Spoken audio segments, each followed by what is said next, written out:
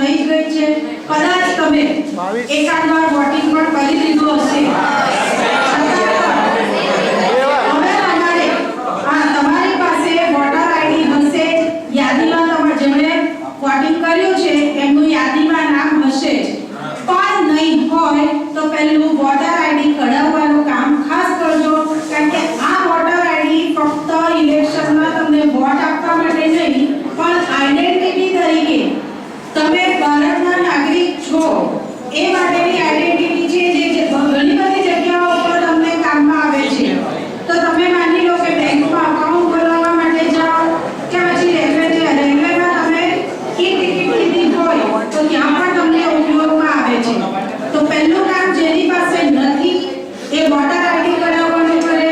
જેણે વોટ હજુ સુધી નથી આપ્યો તે લોકો પોતાનું નામ યાદીમાં લખાવે. ખાસ તમારી યાદી સુધારણા માટેની આખી એને માટેની પ્રોસિજર આવે છે. તો જ્યારે ઇલેક્શન આવે ત્યારે યાદી સુધારણામાં તમારું નામ જો નહીં હોય તો લખાવી દેવાનું.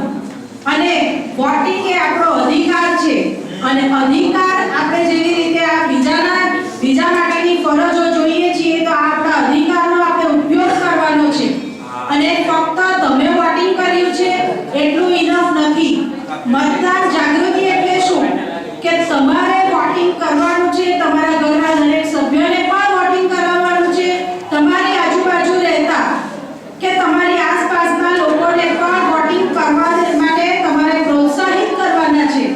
એટલું જ નહીં પણ માની લો કે કોઈ અશક્ત વ્યક્તિ છે, નથી જઈ શકતા વોટિંગ માટે, તો તમે તમારી પાસે બાઇક છે, ગાડી છે, તો એમાં તમારે એ લોકોને વોટ આપવા માટે લઈ જવાની વ્યવસ્થા પણ કરવી જોઈએ.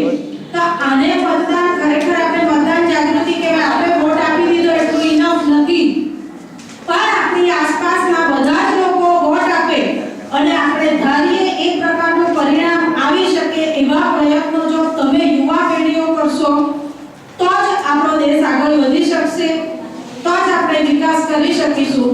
તો હવે એને માટે તમારે પ્રતિજ્ઞા લેવાની